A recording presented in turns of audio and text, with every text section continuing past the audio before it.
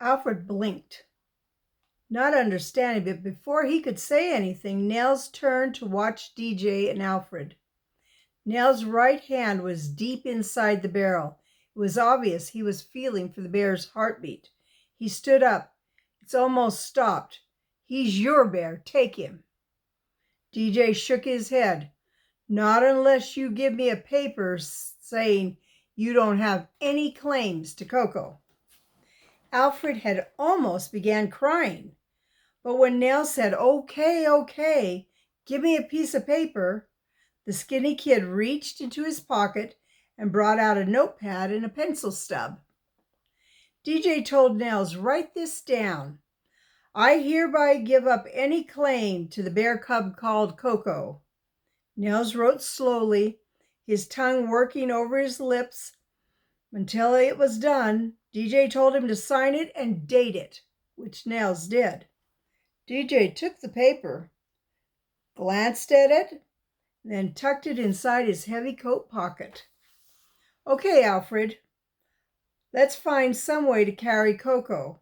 And Nels, I hope you never steal anything else, because in the long run, you're going to lose. Suddenly, something that had been bothering DJ for months was easy to do. Nels, I know you never go to church, and I don't suppose you think much about the Lord, but I want you to know I believe in him. And I'm trying hard to live like it. If you ever want to talk about such things, let me know. Nels didn't say anything for a moment. Believe what you want, he said finally, and turned to look out the window. DJ took off his heavy coat and laid it on the concrete floor in front of the barrel. Alfred knelt beside him, whispering under his breath, but DJ gave him a warning glance to keep quiet. Slowly, carefully, the friends worked the bear cub onto the coat. Koko barely moved. He made a little growling sound, but that was all. Then DJ and Alfred lifted the coat with the bear. They carried their burden out the door and it started to snow lightly. Sam Dillon saw them from the roadway and drove the pickup straight to them. He jumped out and called, "You found him? Is he dead?" DJ looked back at Nails, who had been standing in the falling snow outside the bus shed. The older boy turned and started running across the schoolyard towards the mountains. Alfred answered Dad, "Not yet, but he's dying. Quick, let's get him to the vet." DJ helped Dad lift the cub gently into the back end of the pickup. "There's no hurry, Alfred." "No hurry, DJ. You're crazy." Dad carefully looked at the cub, covered him with the coat, and then turned to grin at the boys. "DJ's right, Alfred. There's no hurry." Alfred's face showed mixed pain and surprise at the difference between the words and Dad's grin. But DJ was also smiling. Alfred yelled, "What's going on?" Patting Alfred's shoulder, DJ said, "Koko's starting to sleep for the winter." Snow was settling on Alfred's glasses, frosting the lenses. He slapped his mittened hand to his forehead. "Of course, hibernation. I got so scared thinking Koko was dying, I didn't even think of that." "Neither did Nels," DJ said. A few weeks later, Mrs. Stagg was almost fully recovered from her fall down the steps, except she had to hobble around on crutches.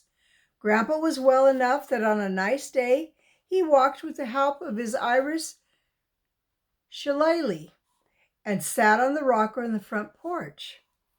After a lot of thinking, DJ had changed his selfish feelings about wanting to keep Koko. He finally realized what was best for the bear. He would give Koko to Mr. Zerka, the animal trainer. Still, DJ heard inside when it came time to say goodbye to Koko for the last time. The weather had warmed up a little bit that day. As bears do sometimes, Koko came out of hibernation for a while. Dad, Kathy, Alfred, and Pris stood with DJ when he petted the cub and turned Koko over to the gentle animal trainer. There were some tears, but finally the friends all walked away, trying not to feel so terrible. DJ struggled to keep his voice steadily as he said again, "It's best for Koko, and I'll always have my memories." "We'll all have memories of that little cub," Kathy added. Pris sniffled. "I'll never forget Koko." "Neither will I," Alfred added. He adjusted his thick glasses and smiled. "Besides, we can have other adventures." Dad cleared his throat. "How about starting with the new family we're going to have when Hannah Higgins and Priscilla take the Dillon name? Paul Stagg's going to perform the ceremony at the church at Easter. Would all of you kids like a part in the wedding?" There was a choir of happy agreement.